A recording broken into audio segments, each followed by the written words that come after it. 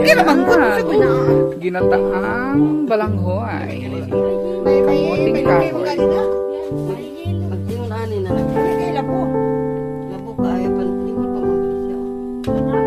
Sarap yung consume ko kay Labu. Labu.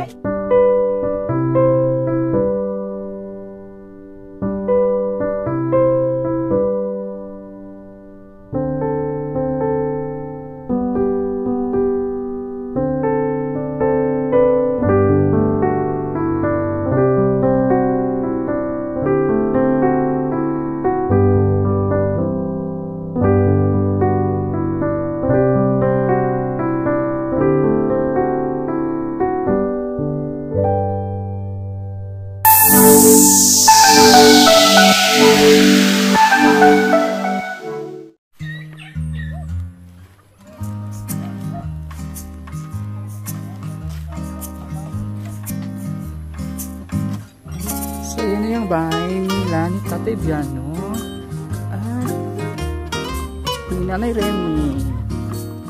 Basta matapos, wala pa abuhan.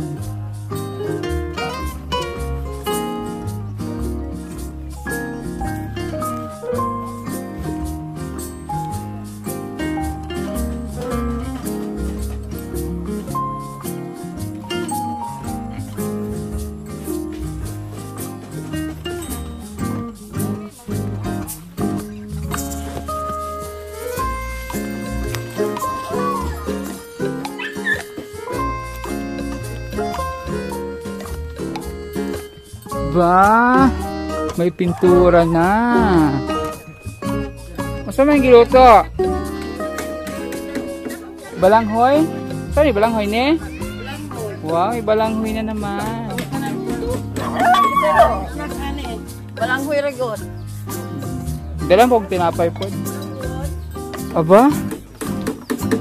Yan na. Sigaretang balanghoy ani. So yan na pinturan. May pintura na ang kanyang bahay. Agwapa man din mo yung nagkauban di ay. O balik ko ba ni dahil Tina dito to yawan? Hindi man. Yan na yung kisame nila.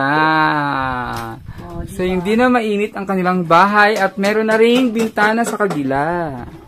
Diba? Paano ko akong butang magbangko? Lako sa daw akong butang ano? Ayaw na sa. Ay rasa. Kay imo pa man siyang ilisan. Oh, ilisan na ako guna dai ko. Pero butahan man ako na. Hindi anda kay butahan pa man format mag-una. Ayan na ang kanilang kisame. Ano yung kisame, Ben? Ayan, isang magandang araw mga kababayan, mga kalakotsera. Once again, sa Madam Yula, yung Madam Daming Lakotsera. So, heto na ang kanilang bahay ni Tatay Biano sa Nanay Remy. So, meron ang pintura. So, hindi pa naman ito tapos. Meron pang kabila, hindi pa tapos ni Hilpons, ang ating pintor. So, ito pala si Hilpons, ang ating painter. Ito, kamag-anak siya ni Michelangelo. Kilala niyo si Michelangelo? Ang famous painter.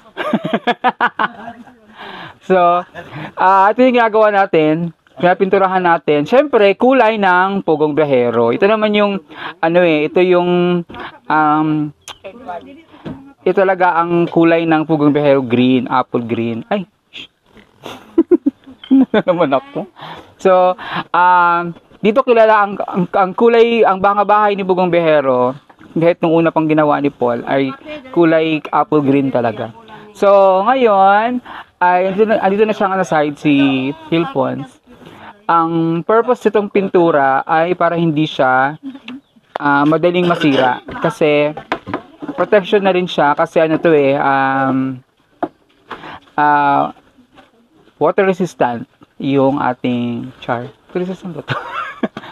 Water resistant ang ating pintura. So, kaya hindi siya agad yung plywood masisira pag pabasama ng ulan. So, dito hindi pa tapos kasi meron pa ditong abuhan, hindi pa nagawa ni ating karpintero si Jobin. Kano sa amin ni Ben? bukas. So bukas umpisahan na ni Jobin yung kanilang abuhan na may konting hugas lagayan ng mga plato nila. Para yung mga gamit nila dito sa taas, maibaba na nila yan. Kasi masyado maliit na yung sala nila, yung sala-sala nila, maliit lang. So pag matanggal na yan, mas para lumuwag. So ayan, ang baba ay ating pipinturahan din niya ng brown. So may, pansin nyo, meron na silang hagdanan. So ito na ang kanilang loob. Ayan na ang kanilang kisame. Ayan, so para protection sa kanila, hindi mainit sa loob kasi yero yung bubong eh. So yan, maganda na kasi ang ayos na ang kanilang kisame. At mayroon na rin nilagay natin, pinabuksan natin yung kabila dito para meron silang pangalawang bintana para hindi mainit. So ang kwarto nila dito, yan sinarado muna kasi pinipinturahan sa labas. So ang kailangan nila ni nanay talaga dito higaan. Ayan, so higaan tsaka yung lagay. Meron naman siyang lagay dito ng mga ng gamit. Ayan. Kasi tingnan mo yung sapin niya, sabihin na rin sapin niya sako lang. Hinigaan ni nanay ay sako lang. So dapat malinis to at saka yung sahig dapat yung sahig ayusin din natin yung sahig. Ayan. So, ayan, may nag-igib na talaga sila ng tubig na madami. Tubig na to man na malinis, hindi na galing sa gripo. Tubig na to na dun sa mismong bukal. Kasi nagkasakit ng si nanay sa tiyan. Ayan yung solar nila. Ayan. So, siguro next week, ano na to? Pag maano natin to next week, mapasinayaan na natin yung bahay nila. Makomplete, matapos na to. Target date na to, Ben. Kailan, Ben? Target date na to, ani mahuman gid siya. Ako, mga Sabado rin, Ugma, tapos na ni Ugma. Hindi madakayag, Sabado, Domingoan ako ni. Domingo. So, mga siguro Monday humanan ni. Mga pinsurahan nito ay mahuman pintura ni Pons. Kano saan ni mahumag pintura? Para makakuha tag date para mapasinayaan natin nilang balay. Monday, so mga Tuesday, pwede na mag Tuesday or Wednesday, pwede na mag house blessing sa bahay nila.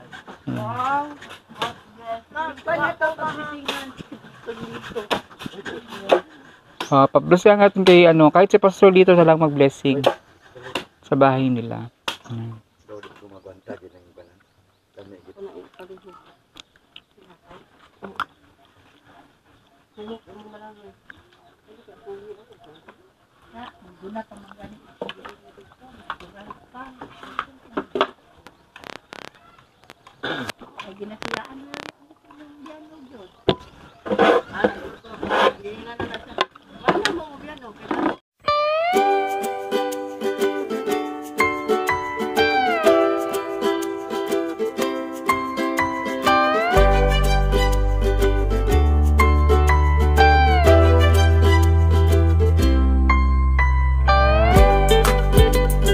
Gunit mayo tayo ha, basingag.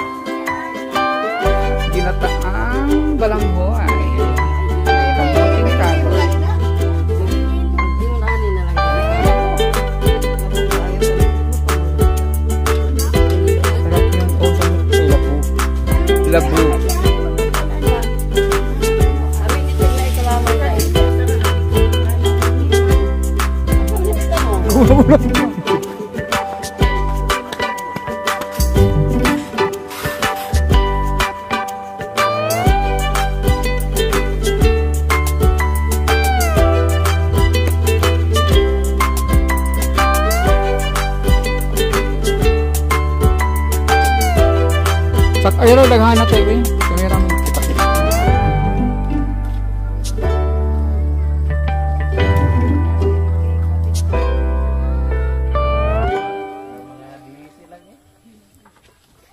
Ang aming buko, kinuha ni tatay.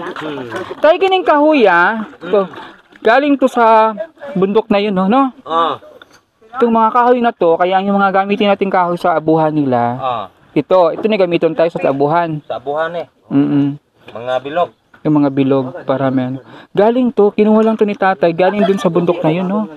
Pinakit niya yung bundok na yan, forestal area naman yan. Diyan niya kinuha niyan para gawing haligi ng ating abuhan. Yan, kinuha ni tatay na buko. At ang aming, syempre, zulanghoy, ang aming kamuting kihoy. Ayan. Sarap ang kain nila, oh. Ang sarap. Pupunta sila dito para kumain lang. Nigapo na ngayon. Balanghoy! Ang sarap ng balanghoy. Kasi bagong ano yan, bagong kuha sa lupa. Tapos itong balanghoy na to, labo. Lubiday.